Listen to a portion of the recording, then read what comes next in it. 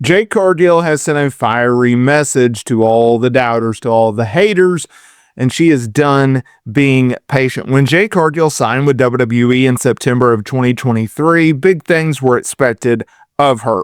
But her rise to the top hasn't been a straight line as many predicted. While she's had high-profile spots and even won tag team title gold, a major singles championship had, until now, eluded her. She put all that to rest at Saturday Night's main event on November 1st.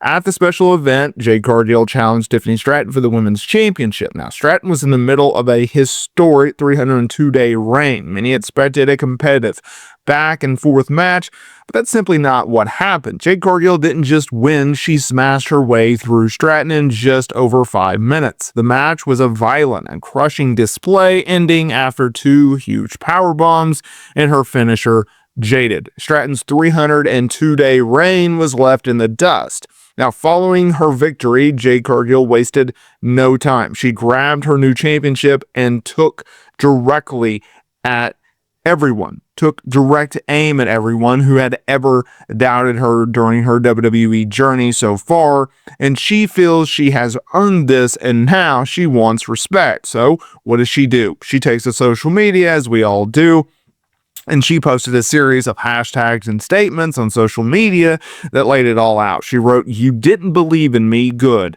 Doubt looks great on you. Gold looks better on me." And she followed up with hashtags like "gold is my color" and "new," and told y'all to put some respect on my name. I put on SmackDown Conquered, and of course, well, her signature catchphrase. Now, this is a new aggressive Jade Cargill. The patience is over. It's gone. She was brought in as a big deal by WWE, and in her mind, this championship win is just confirmation of what she's known all along. She's not here to win over critics. She's here to prove them all wrong and hold gold. This wasn't the only development at Saturday Night's main event. Obviously, we had a new world champion crowned in CM Punk. But I think what this shows is just another layer of Jade Cargill and her heel run.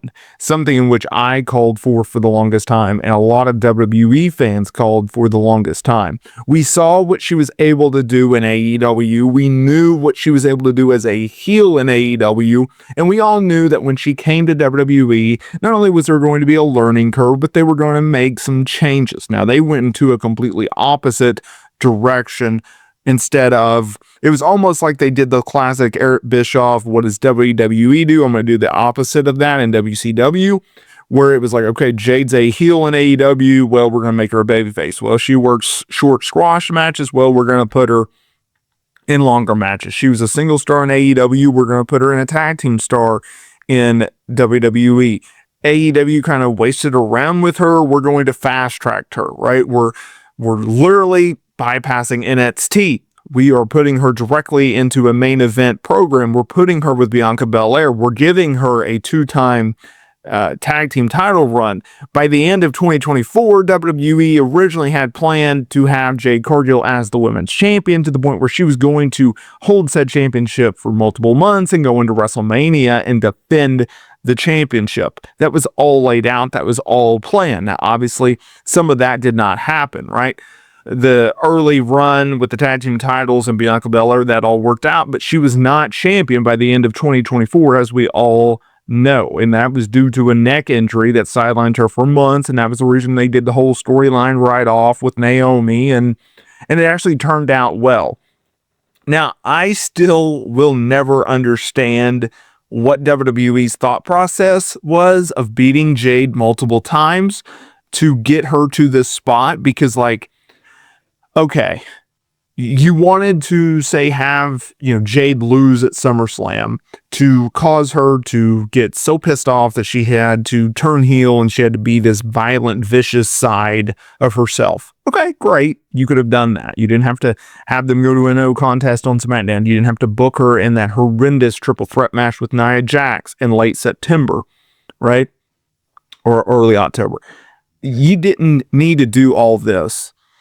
And so I always wonder, it's like, you could have just, instead of going step A, B, C, D. Well, you could have just went to B and then we got here, right? And I appreciate, storytelling and episodic television. It just seems like they overthought things. Let me know in the comments here below. What do you guys think of her heel turn? And I'll see you on the next video.